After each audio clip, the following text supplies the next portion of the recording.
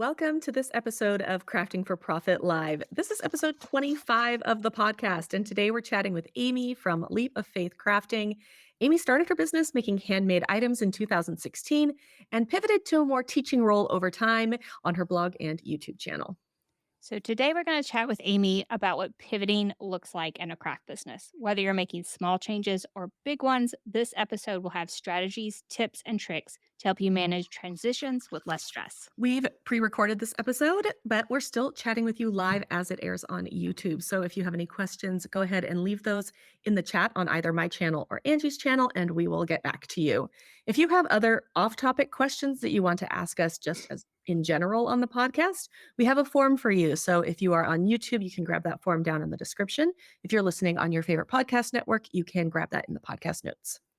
All right, so let's get into it. We're going to start with question number one. So, first of all, Amy, tell us a little bit about yourself, a little about your background, and what did you do before you pivoted, and what did you pivot to? What led you to that decision, that type of thing? Okay, well, thanks so much for having me on. First of all, I'm so excited and nervous to be here. This is way out of my comfort zone, but I'm excited to be chatting with you because I have done a good amount of pivoting in my life. So I went to school and got a doctorate in optometry. So I was actually an optometrist for 13 years, always part-time while I was having my kids and raising them. And then about a decade ago, at 40, I decided that, something just kind of felt off, like I just wasn't satisfied in some way or something like that. And so I just kind of knew I needed some kind of change to fulfill me. And, my faith is very important to me. So I was doing a lot of praying and just kind of tuning into myself, reading a lot of books and kind of figuring out what I wanted to do. And I came up with I needed to quit my job. So I kind of sat on it for a while. And then once I kind of realized it, I talked to my husband about it. And, we both kind of decided to give it 6 months. And if I still felt that way, then I could do it. And I did. I just full out was like, okay, I'm stopping. I didn't even renew my license. I didn't do anything after all that schooling. I was like, I'm just done.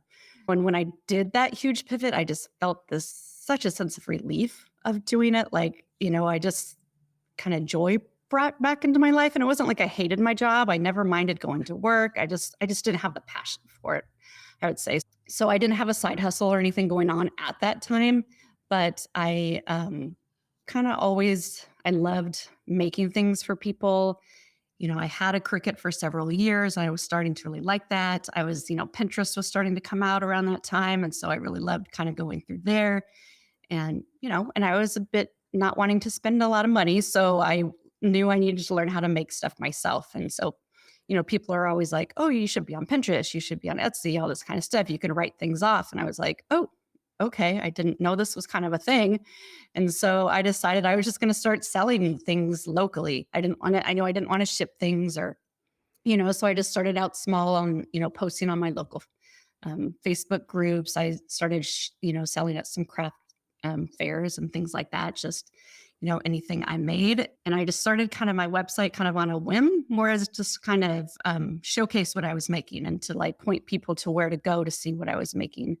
And I just, people were asking me how to make it. So I threw up some tutorials and I just ended up really falling in love with that aspect of it and not so much on making stuff and selling it to people and things like that. So I just kind of actually pivoted away from making things and just fully focused on my website. That is so funny because I feel like, obviously your blog and YouTube channel and shop name are all Leap of Faith, right? So I feel like a pivot is a leap of faith. Yeah, It really is. And that's really why I named it that, because I took that leap of faith and I was like, okay, I'm going to totally start something different in my life in the season of my life. And so that's really where that name came from. It's been interesting because we've had people on the podcast who have like had a side hustle and then, turned it into a full-time business. We've had people who have just flat out quit their jobs and been like, I have to do something different. Yeah. And so I feel like people can come to this pivot point in a variety of ways. Oh, yeah. And I had no idea that you were an optometrist at one time. So I am learning something about you personally Did you? for today. Yeah, and I heard on one of your engineer or your background is engineering, which I didn't know either. Like, Yeah, so yeah, so I was gonna say I also made that pivot, and it was actually I quit my full-time job after I was had turned 40, so kind of similarly. yeah, Yeah, and yeah, so whatever our degrees were in, we're not doing that now, but that's okay. It's okay to make that big of a pivot. it is. And I think that background helps, it obviously shapes some of our personality, but how we do our business and how detailed we are. And, I think it all comes into play. My degree prepared me for this regardless if Mhm. it was in this or not. So I Right. do think my degree was well spent, but I'm Yeah. definitely not an engineer at this point unless I'm a craft engineer maybe. There you go. I think a lot of people are like, "Well, I put in all of this time and money and Yeah. resources and all of these things." But oh my gosh, there's like an economic principle, and I can't think of what it is. A sunk cost value, right? So Mhm. like you keep doing something even though maybe it's not bringing you joy or it's not making you money or whatever it is because you put so much time and energy Right. into it when it would be better just to cut your losses and do the thing you really want to do. Not that being an engineer or being an optometrist or being a book editor is, is a loss, but at some point you're like, I don't want to be doing this anymore. And you can't necessarily let the fact that you've put so much time and money into it keep you from realizing whatever you want to do. Yeah, or what people are saying, because believe me, people, my parents, my friends, everyone was like, you're crazy. What are you doing? You have put all this time. It was a lot of schooling, a lot of money. I had paid off my loan. So, that was kind of a thing for me too. But yeah, it was something you just have to really listen to yourself and, what will make you happy. Yeah. All right. So pivots can range from small, like maybe changing suppliers for where you buy some of your supplies, or really big, like changing your entire business model or making like a completely new type of craft to sell. So, how do you know when it's time to make that decision, whether it's big or small? Well, I think first you need to really set up your expectations for, when you're starting something new. Is it a financial goal? Are you just wanting to, make a side hustle of a couple $100s? Or are you wanting to scale this into some full time, business that you're supporting your family? Or if it's a certain number of followers you want to gain, or, how many hours that you really have to put in it to it. So I think once you have those expectations for yourself, it becomes a little bit easier of knowing when to pivot. So I'd say the first time, for the first thing would be, when it's not working. So you put in, all this time and effort. And I'm not saying like, your goal was to make $1 million in 3 months, because obviously that's not going to work. So those realistic expectations, giving yourself at least 6 to 12 months on anything you do. Um, and see, is this working for me? Is my return on investment really low, or, is it actually working? If, am I not making money? Am I not gaining followers? Whatever that goal you had for yourself was, if that's, not working, then that might be a time to pivot. And I would say, secondly, is when you're not happy doing it, when you're dreading having to do this, it's going to hinder your growth. I am a believer in, if you're not going to want to keep doing something and putting so much work into it if it's not something that does bring you joy and that you're passionate about. So whether that be, a vendor that you're working with or a supplier, if you're not happy with that relationship or how things are going, you need to really think about it and say, this might be a time to pivot into something that is, bringing me less stress, or, making me happier, whatever it is for you. I think that less stress thing is huge. Hmm. Because yes, running a business is stressful. Nobody says it Hmm. shouldn't be stressful, but Right. there's like good stress and bad stress. I feel Oh like yeah. there's the stress of doing a good job and making products or doing whatever you're doing, and it's stressful because there's a lot to do and you need to do it. And then there's the stress of, oh my God, I do not want to do this anymore. Like to Mhm. the like you wake up in the morning and instead of excited to do what you get to do, you're just filled with dread. And I feel like that is a huge pivot point is when you just wake up in the morning and you're like, I cannot do this for one more day. Right. And I always kind of think too, that you're excited and driven to do it if, you want to do it on the weekend. Like, it's when you're supposed to be spending time with your family, but you kind of are like, ooh, I really want to get back and like doing that, where you have that kind of joy and that drive. That's where, things are gonna be more going your way when you have that versus the, oh, I have to get up and do this. And not wanting to. And I think at times when I get that feeling, um, instead of making a big pivot right away, I often make a list of like everything I'm doing and try to narrow down what's giving me that feeling. Because sometimes it may be you may not be able to see that it's that supplier that's giving you that feeling. Like I'd hate to deal with that supplier. So you just block that out and you're thinking, oh, my business is not bringing me joy. But often I can kind of drill down and say, okay, these couple of things are really where I need to pivot. And if I pivot in those areas, maybe my entire business would then bring me joy at that point.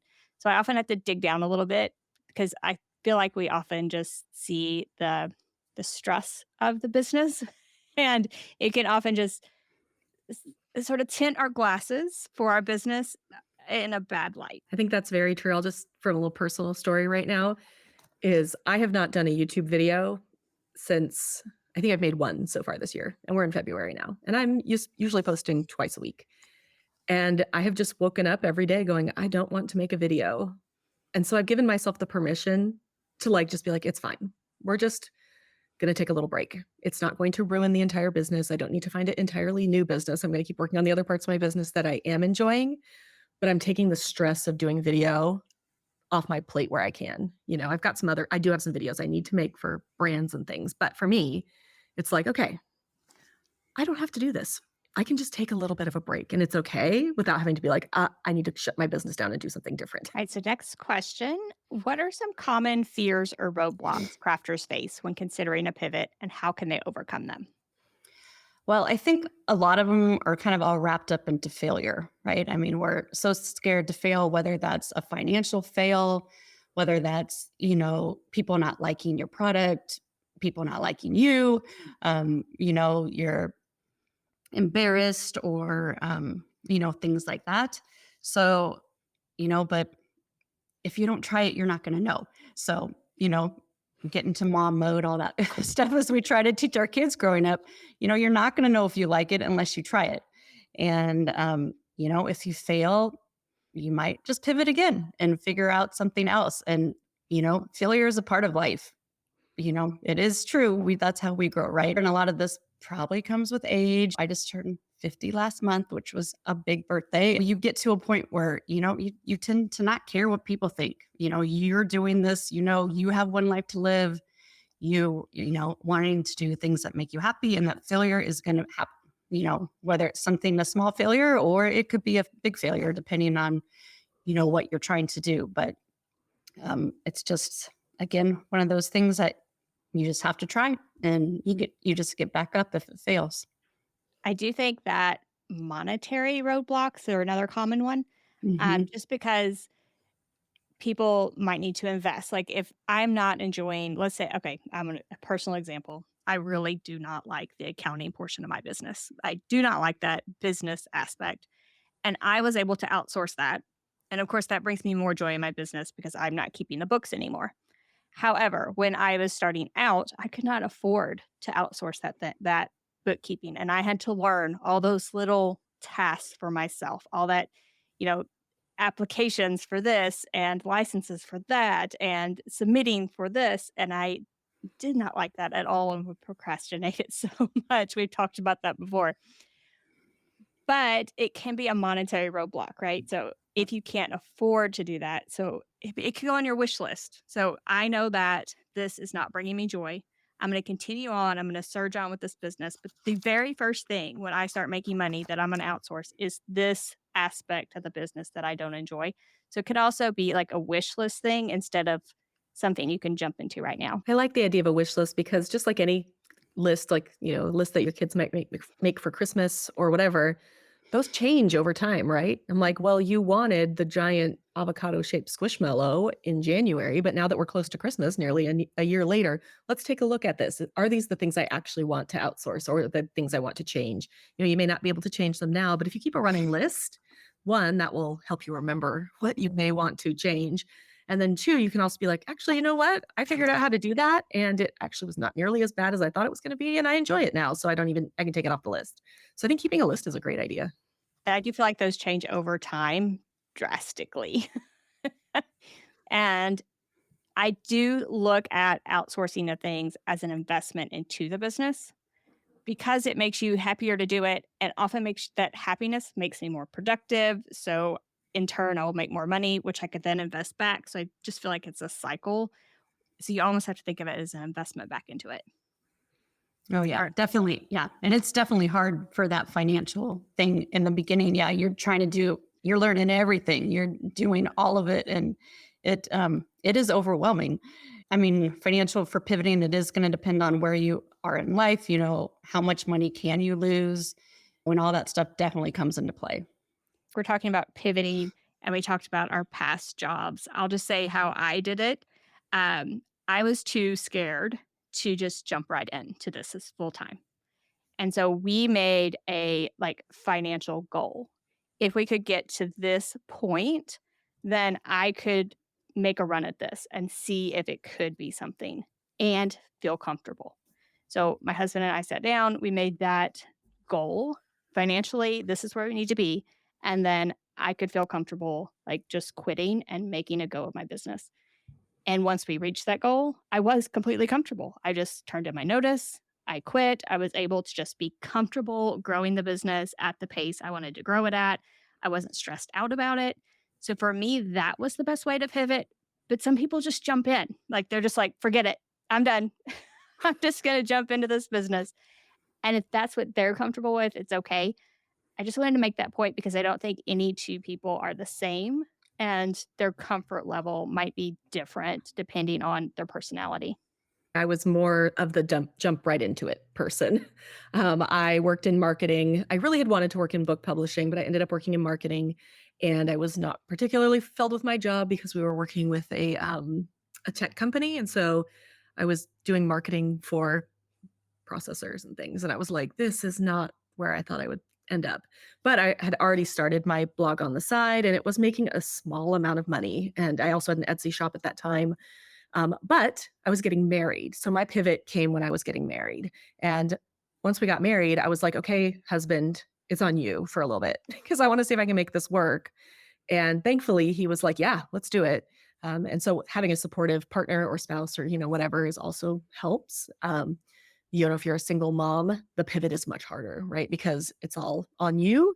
I highly recommend going back and listening to Jamila's episode because she actually did that. um, but I do feel like the circumstances are different for everybody. And for me, it was like, okay, I'm done with my old job. Let's start this new thing, even though I had it kind of going. And then I was able to pour everything into it.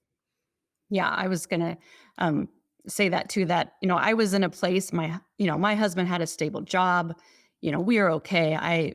Me quitting wasn't. We had to cut back on some stuff and change things a little bit. But yeah, we always had that steady paycheck in him, so it wasn't like this huge, huge of a leap as it could have been. Definitely. So yeah, having that support in him being like, okay, we'll change things for a little bit and see how it goes. And I knew at some point, I didn't know what I was going to do, but I knew I would work again. It wasn't like I didn't ever want to work. So, Yeah.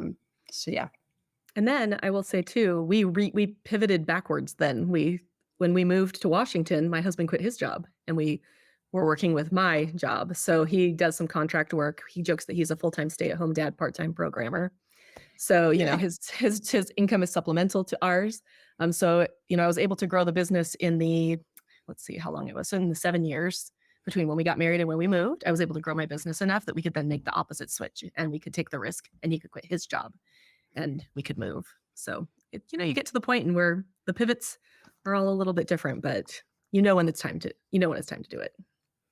And you brought it up, but the privilege that all three of us have of a supportive spouse is something that not everyone has.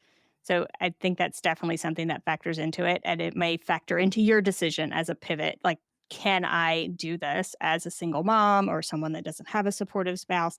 And that's each person's individual decision. But yeah, I mean, I feel like we all had a lot of privilege in that we had that support system at home. Absolutely. Yes. All right. So what would you say if you had just a couple words? What would you say to someone who's afraid their pivot might fail? I would say it might. I mean, but at some point you have to be okay with that. You have to be okay with failure.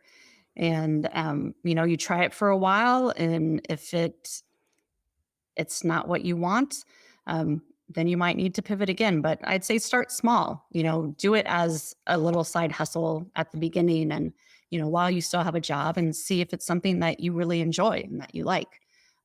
Because, we've all failed at stuff. We've all tried different things and it hasn't worked. And we just kind of have to pivot to something different. And I think don't be afraid to fail more than once because sometimes it goes that way. I mean, Andy and I have even done things together where we're like, wow, that did not have the response we were expecting. Or, I've made products for my Etsy shop where I'm like, this is awesome. Everybody's going to love this. And it gets no sales. And I'm like, seriously? Because this is the cutest thing I've ever made. And people don't care. So I think it's just like owning your own business. That's what part of it is like failing over and over again. If you just go work for somebody, you bring home your paycheck, you do your job, and the failures are not on your plate as necessarily. I mean, obviously they can be, but like the whole business is not necessarily on your shoulders. But when you're doing it for yourself, you just have to be okay with not doing everything right or making the wrong decision. You make the decision that you make with the information that you have at the time. We talk about this all the time. And then, later in your life, that's not the same decision you would have made, but you didn't have that information. So yeah, I think failing more than once. My favorite quote is do it scared. Like business is scary. Going into business for yourself is scary. And sometimes you just have to do it scared. Like it's going to be scary and you just have to do it. All right. Commercial break time. Let's do it. Okay. All right. So this is my commercial break. So the commercial break is for a bundle that I personally just launched this past Monday. We are filming this on February 4th. If you're on my email list, you've seen this. If you're not, I wanted to bring it up here because it is a small business bundle. And it's actually 3 ebooks I've put together for one low price right now. And so it's $9.97 right now. And the 3 ebooks are marketing your handmade business, writing a brand story, and the craft fair beginner's guide. So wherever you are with your handmade business, I do think that this ebook bundle will help. And it's like a little over $3 an ebook with this bundle. So I do think it's a great deal. Wanted to introduce these ebooks. First of all, 2 of them are brand new to my Etsy shop, and then bundle them together for a low price for a little bit. So that link is link.craftingcamps.com/Angie bundle. And that's all one word. And I did put for YouTube viewers, I put a QR code in the corner, and I will link to that in the podcast notes as well as the YouTube description. Sounds like a great bundle. Yeah. So check it out. I don't even know if we put an end time on this yet. So go ahead and check it out and get it for that low price before I decide that I want to pivot and not sell that bundle for a low price anymore. All right. So back to our questions. Next question is, what are the first 3 steps a crafter should take if they realize they need to pivot? I would say the first one is kind of to research and know what your options are. I think this podcast is a great, resource for a lot of people because you don't really know all the options out there of what you can do with a creative business. So I think really researching, figuring out different things that can be done and see what piques your interest, listening to something, reading a blog about it, something like that, and be like, oh, I can do that. I kind of like that. You kind of have that inner thing that kind of piques your interest, and then just start researching, asking people about it. There's a Facebook group for everything. Get in and, those Facebooks of maybe it's, starting an Etsy shop or something, and get in and asking questions and asking people, that have done it, how it went, how it started, just kind of knowing those things. And then I would say, again, set your goals, realistic goals and a realistic timeline, set up a budget for, that first 6 months to a year and see if you can do it. And then start working on, I would say, backups if possible. See if there's a couple things that intrigue you, and then you can make a timeline of trying different things over the past decade. I mean, all of us have, probably focused on different things at different times. There was a couple years that Mediavine or ad company would put out these, kind of lessons, and different bloggers would come up and talk about it. And so one of them would talk about Instagram and then another about YouTube. And so every time one of those came out, I listened to it and researched it. And I'm like, okay, I can do that. So I would focus, 6 months on growing my Instagram at that, time. And, and you can actually really see in the history of my Instagram of when I worked on it, and I had a lot of growth. And then I kind of stopped because I realized I don't really like social media. So it is really, it's not for me. So, it's just kind of there because it needs to be there for brands and things like that. But it wasn't something that interested me. So then, another time then I would focus more on like starting YouTube or focusing on SEO or, maybe starting Etsy, writing a book, doing courses, affiliate marketing, sponsorships, making a specific product, maybe teaching classes. There's so many different things that you can kind of focus on. And I would probably, have your main thing kind of on a back burner, but still working on it, but then giving yourself different times to really focus on different things and seeing what you like. And, and I think once you're doing those things and really ask yourself, do I like this? Is this something I'm dreading to do again? Or is this something that, does bring me joy and happiness? Because, people can see that in your work. I think, if you're not wanting to do it and, you're dreading it, I think it will hinder your growth. And when you find something that you really like and excites you, you're going to want to keep doing it and you're going to have that drive to do it. Because again, as you said, we're our bosses. So it's not like someone's like, 9 to 5, you need to get this done. We have to be on our timetable. You know what kind of personality you have, right? So, if you have that drive to really sit down and focus and do the job to make it to where you want. I like that. I feel like I can think back to certain times in my life where I felt that feeling of, oh my gosh, I cannot wait to do that. It was, I can give you a few examples. One was when I texted Angie and I said, hey, when are we going to do a sublimation camp? And by the end of the day, we had a logo, we had a date. Like both of us got so excited about it that it took us less than 24 hours to like basically have a business plan. And I mean, it was like I can even feel that feeling in my stomach. It's like excited nausea where you're like, "Oh my gosh, this is so big and I just want to do everything for it right now." Another one was when I started my Etsy shop when I was like, "I just want to make book crafts. Like all I want to do is make book crafts. That's all I want to do." And so then I started doing it and the more I did it, the more excited I got about it, the more excited I am to work on it all the time.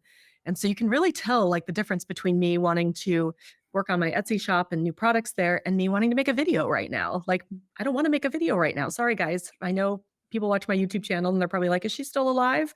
But I had to take a little break. And so I do feel like listen to your gut. Like, what is your gut telling you? Because I think as women, sometimes we're taught not to trust our gut, which just drives me crazy. And I could do a whole podcast on that. But I think we know what's right. I think we have a good feeling about what direction we need to go in. And so the more we can tune into that sort of gut feeling, the better off we're going to be. And I love that you talked about sort of concentrating on one thing at a time. And that is a strategy I use a lot because it can be so overwhelming, right? You have all these different types of social media. New ones are coming out all the time that you hear about. And should I be on these and should I do them?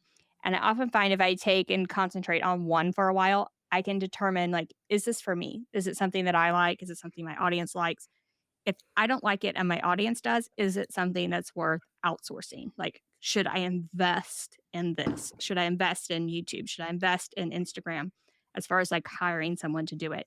So often, if you focus on one thing, you can sort of see that from a business perspective and then sort of make those decisions, I think, easier if you're focused on it for that, at least a short period of time. Yeah, definitely. Yeah, I was going to talk about the scaling up and then starting to, hire people to do things that, aren't in your wheelhouse or something that, you don't like to do. I definitely did that and with my social media and, there's a few different things that you'd rather focus on something else that excites you and, that's going to actually grow in a different way. All right. So we've talked about it a little bit, but let's talk a little bit more about those financial considerations. So, what should people keep at the top of their mind so that they don't end up, in IRS jail or, something like that? Well, I mean, definitely thinking of, where you are in your life. I mean, obviously we're all in different seasons, whether, we're first starting out and don't have a lot of money. You might want to start on something small, like, obviously starting an Etsy shop is going to be way different than starting, a storefront or a brick and mortar shop. So, you want to see what your obligations are at home with your family, where you are really in life and what you can afford to lose. I mean, none of us like to lose money, but different people have different amounts we could lose and it's not going to cause dire straits to us if, we're out $20,000 or, everyone's different on that. So you really need to figure out um, where you are in that. Also, can you afford to take time away? If you have a full-time job, can you afford to take some time away from that to work on something else? And a lot of it does, like we talked, has to do with your personality. Are you a risk taker? Are you I'm all in, I'm going to do this and see how it goes versus, being a cautious person, wanting something stable and dependable all the time. And so I think you have to kind of really sit with yourself and figure out how you want to do that and how you would be if you lost a bunch of money, because it is definitely a risk. If you're starting and you're losing money on something, you might want to scale back and, do pivot to something else that would be better for your life right at that point. Yeah, I think having that backup plan, like, okay, if this goes completely kaput, what am I gonna do? Am I still gonna be able to live where I live? If not, can I go move in with my parents or, can one of my kids take me in or whatever it is? Can I pay all my bills? Can I scale back on some bills or scale back on big purchases? Or maybe you have a really expensive car with a really crazy car payment. Maybe you're like, okay, instead of that making that car payment, I'm going to buy a junker, drive that around and take what I was paying toward my car, put it toward the business. There's lots of ways to kind of move money around in your life. Again, privilege you have, the easier this gets. And we understand that there's people out there who are on the tightest of budgets, and that makes it a lot harder. But yeah, I do think that just kind of thinking about like, okay, if this all fails, like don't spend too much time focusing on failure. However, make sure you just have a little bit of a backup plan. Yeah. And I think, like how they even talk about saving for a house or anything big, like, see if you can put $100 away in some account that you're not going to access a month, depending on what kind of business you are wanting to start, see what the costs are to start that business. Obviously, launching a blog and an Etsy shop and things that has a low overhead. So you're not going to need a lot of money at that point, unless you're obviously quitting your job or something like that, where your money is going to go down. So putting, 100 or, whatever you can do, $50 in an account and do it for 6 months, and kind of see if you're able to make those changes. And so then you have a little nest egg too to start with.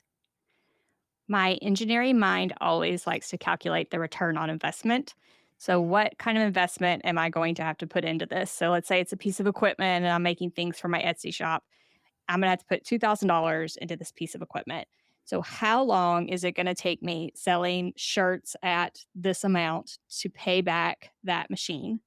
And then at that point, how much more will I be making? So I sort of like to look at it from that angle of like, what am I going to put into it and how long will it take me to earn that money back for my business? I do think that a lot of these things are investments into your business to help you grow. You're going to need better equipment at some point, probably. Eventually, you'll probably need to outsource some things. All of these are like investments into the growth of your business, but you need to do it wisely and not just when you're starting out. You probably don't need a $10,000 printer, I'm guessing.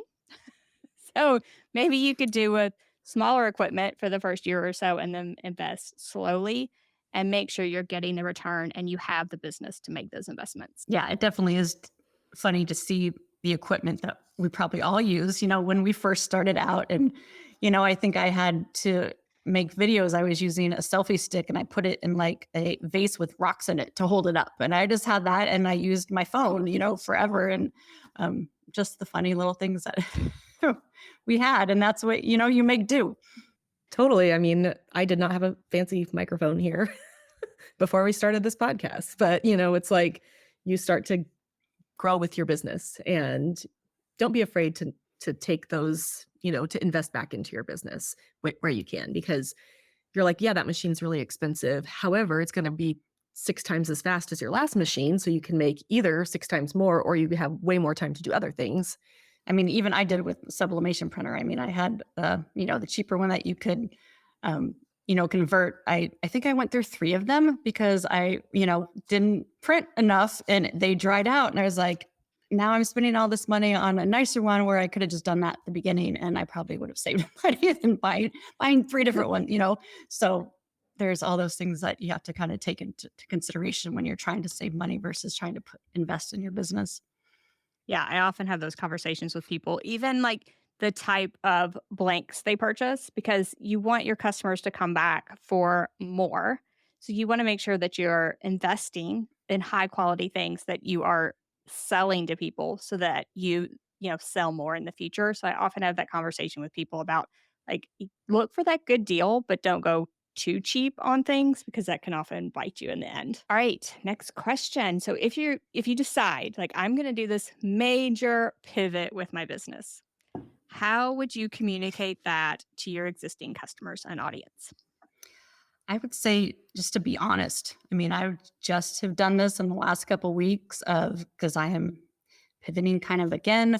Um, I've sent out an email just kind of laying it out there and just being like, you know, things change in the world. Things change, and I don't know if you've talked about this yet on your podcast of the algorithm changes and AI and all that is affecting us. I've just kind of laid it out there and said, you know, this is kind of all changing my business right now. So I'm trying to figure out something else to do that excites me. Cause, at this point, I'm looking at my numbers and putting all this work into something that, is starting to decline. And I'm like, okay, that's not making me really happy anymore. So I want to kind of find something again. So I just kind of just laid it out there and said, I'll still be there and still be doing stuff, but I'm now going to start concentrating. And so I've kind of been backwards. And now I'm starting an Etsy shop, which I never did before, but and it's exciting me now to get back into like, designing something and not worrying about, whether Google likes that or not. And so it's shifting gears again. I just emailed them all and kind of told them that. And, a lot of them were, they root for you. They watched this business. They're just like, oh, that's sad what's happening, but so excited for you to start this. I think it's really important to connect with your customers and audience in that way. Like saying like, "Hey guys, yes, I love writing tutorials, but right now the algorithm is pushing things like Reddit. And so my stuff is not coming up in tutorials anymore. Or AI is taking over and I can't keep up. And I don't even want to try at this point because it's exhausting and it's soul sucking. And if you people want to get their Cricut tutorial from a robot, I can't stop them. So I'm going to still be me. I'm still going to do this, but I also want to do something else as well because I need to find more joy. So I feel like people understand that, right? They come to you not because you're a robot. They come to you because you're Amy or I'm Corey or she's Angie. And it's like just being a real person and saying honestly, like, this sucks, guys, or I'm changing because this changed. And you may lose some people, but those aren't your new people, right? So you're pivoting your business and you need this audience. And whatever audience you had before, some of those people might not be your target market for this new business. And that's okay. Like, it's okay if you get those unsubscribers when you make this big announcement. You have to be okay with that because the people that stay, they're still your fans. They're your number one fans. They're going to be your best support system with this new pivot. And just embrace those people, I feel like, instead of worrying about the people you lost. All right. So, our final question here, we've talked a little bit about it, but I kind of want you to dig in a little bit more about what kind of advice you would ask for a crafter who just feels stuck and wants to make a change, but doesn't even like know where to go. Because I feel like there are a lot of us right now with, like I said, all of these things, the algorithm, the AI changes, all of these things. I think it's making a lot of us who have been in this industry a long time just go, I don't even know what to do. I would say first, um, research what other opportunities are out there. Again, like I said, this podcast is a great resource of listening to what other people have done and how they've pivoted in their business and see if it, pertains to you or something that excites you to do. I'm a big fan of pros and cons lists, seeing where you are in your life and what you want to do. And again, like we talked about, listening to your gut. I mean, it it tells you something. I just sit down and kind of, however you meditate or pray or, whatever you do to really get in tune with where you are and, kind of where you are in life. I'm in, the stage of I have two kids that are off in college now. I still have one, but he's a teenager. So, the parenting is, I'm in a much different stage of that right now. And, like I said, turning 50 was kind of big for me. I don't know. I feel like I do this in decades. I'm like, okay, my 20s was this, my 30s was this, my 40s. And now I'm like, okay, I'm in a new season of my life and I want to see. So I'm bouncing around different ideas of, maybe doing this on the side. I'm going back to work. And, so it's just kind of really listening to your gut and figuring out what you want to do and what will bring you some joy. And then just trying it. Again, just trying it and see if it works and see if it's something that you like. I feel like even with the three of us, all three of our stories are different, but something that is common with all of them is that at some point we made at least one pivot and maybe multiple pivots in our life or business or what we did for work. And I feel like every podcast guest we have on here has some kind of story about pivoting. So if you take nothing away from this episode other than you're going to need to pivot at some point, that's probably the best thing you could take away. We all get that stuck feeling. And like, this just isn't working. And what can I do to make it work? And where am I going from here? And like Amy said, the best thing is just like to sit down and like work it out with yourself, make lists because not everyone's business is the same. Like, I can't tell you what kind of pivot to make. I probably don't know what kind of pivot I'm going to have to make over the next year, 2 years with the way things are changing right now. So it's everyone's own decision, but like making lists, digging deep, what brings you joy? If you're going to do this, it needs to bring you joy probably. And then what is actually making you money and find kind of where those two meet. I want to bring up our podcast guest from our second episode. So we had Nicole Holloman on our second episode. She talked about mindset. She's amazing. Go back. Now, if you want to talk about an enormous life pivot, talk about Nicole. So she is a life coach, was a life coach. She was a life coach. She loved it. She got a lot of joy. She did business coaching for me and for Angie and for us together. Amazing. She was so good at it. And then she started a podcast about fantasy novels. And it took off. Now she just interviewed the author of Fourth Wing, which is like the biggest, hottest book around now. So within like 2 years, less than 2 years, she has made an enormous pivot away from the thing she thought she was most passionate about. And she had found a new passion. So don't necessarily think either that your pivot has to be in the same, like you're like, what craft could I pivot to? Maybe it's not crafts, or maybe you're an optometrist and you're like, I don't want to be an optometrist anymore. I want to make crafts. I mean, like a pivot can be, you can find a lot of joy doing something beyond the thing you thought you were meant to do. And you have to be open to that because if you think, okay, well, I'm a crafter and I just want to make crafts, but you kind of are holding on to that with a really tight hand, maybe there's something else out there for you that's even better than what you were trying to do with crafts. I'm not saying people shouldn't craft, you know what I mean? But I think that just being open to those changes and being open to the fact that you can have more than one passionate love of your life when it comes to something you want to do makes it so much easier to kind of go with your gut. Because if my gut is telling me I need to go train dogs, which it's not, that's just what came to my mind. But if I was like, so excited about training dogs, but I'm like, but I'm a crafter, I could never train dogs. That could keep me from getting to pet a lot of dogs. And you guys know I love to pet dogs. So To know it's not going to be forever either. We're going to pivot multiple times in our lives. And it is because, what you find passion in is going to be different depending on your season of life. And, right now I even been talking to my husband and stuff about it. I was like, I want to just go pour wine. Like I want to work at a winery. I was like, they can pay me in wine. I don't even care. But like, that to me, it keeps coming up to me or to like throw events for them where I can actually craft and enjoy that part of like making things and crafting and doing that kind of stuff. the last episode was on doing crafting Ooh. events. And so she talked a little bit about Yeah, food and and she does wine that as a as well, business, so. and I was so excited about it by the end of the episode. So a wine and craft event like that, I feel like that sounds like you.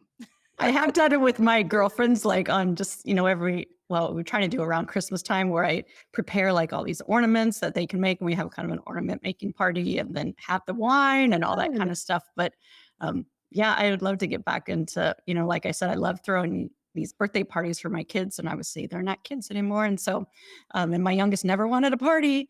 So I never got to do the fun Star Wars, all that kind of fun stuff that is exciting and I love to do. So we'll see. Craft parties is where it's at. Yeah.